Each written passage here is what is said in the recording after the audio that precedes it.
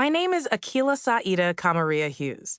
Contrary to the belief popularized by doctors and substitute teachers, all of the letters in my name are not, in fact, silent. It isn't a symbol like Prince. It's 25 letters, 11 syllables, and it rhymes up until the last name. It's pronounced Akilah Hughes. It's Swahili, Arabic, and Irish, respectively. Hughes is the Irish one, to be clear. Akilah means intelligent one who reasons, which I'd say is fitting, save for my penchant for overreaction to any modicum of adversity. Let's just say you don't want to be working for Spectrum if it's storming during the season finale of anything from Shondaland. Kamaria is Arabic for like the moon, which is both romantic and mysterious, things that I'm mostly not. Back in my chubbier years, my siblings would tell me that I was like the moon in that I was round. Saida means happy and fortunate, which seems like a missed naming opportunity for Zoloft and Viagra, but I digress. Before settling on my nomenclature, Mom had a short list of potential contenders from a book on African names she still has in the house. Folashade, the HD version of ageless singer Sade's name, was my mom's first pick. My mom lived for her music in the mid-'80s, citing Is It a Crime as her R&B jam of choice. I prefer Smooth Operator. She went with Akilah, though, because she liked the way it sounded when she said it aloud. It took her a record 2 weeks to name Mulaney, my sister, who is just a day short of a year older than me. The family just referred to her as a baby, which is hilarious as it means nothing and is just a cool way to say a baby. Until she fired up the old paperback and decided Mulaney was a decent fit. Her lucky number is 6, the number of letters in my sister's full name, Mulaney, or Laney for short, my brother's name, Bomani, whom we call Bo, and my full first name. And she liked what Akilah meant. Do name meanings actually affect the way your kids turn out to be? Michael means close to God, so is that why Michael Jordan and Michael B. Jordan rule? How can that explain all the Michaels that kinda suck? Are names like astrology?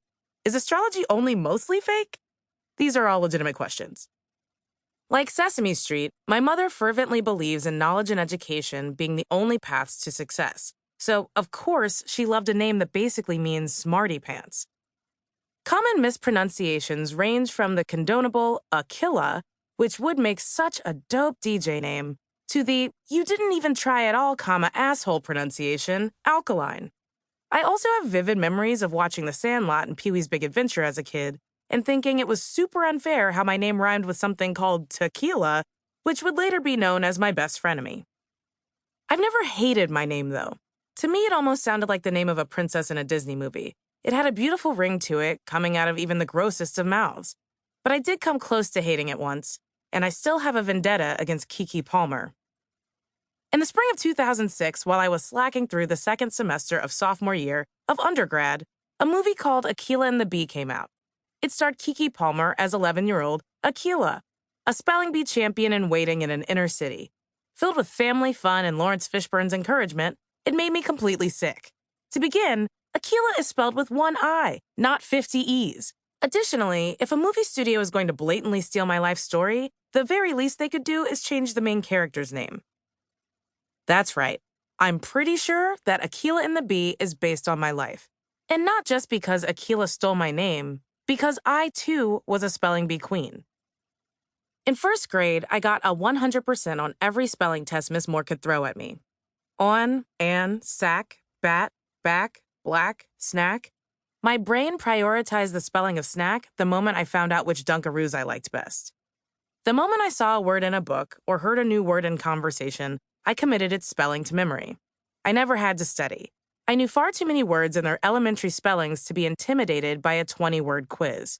I was promptly moved up to the third grade spelling level, which, again, presented no challenge. By fifth grade, word had spread that no one could outspell Akilah in the upcoming school-wide spelling bee. It wasn't much of a reputation, but it sure beat the hell out of being the kid everyone suspected of hoarding milk cartons in his backpack. Any cred is better than that. The air smelled fresher the morning of the bee. It was unseasonably warm for spring, and the dew made the grass sparkle like the Emerald City. Waltzing pompously into the library, I didn't even wince at the ancient librarian with the toe thumb, Google it, who was mumbling about returning books and permanent records or something. I watched a girl who made fun of me back in my Boys and Girls Club days for crying during the Halloween sleepover when they made 6-year-old me watch Scream, misspell pray, as she didn't even think to ask to hear it used in a sentence. I rubbed my little paws together as sticky kids misspelled sanitary, cleanliness, and hygiene.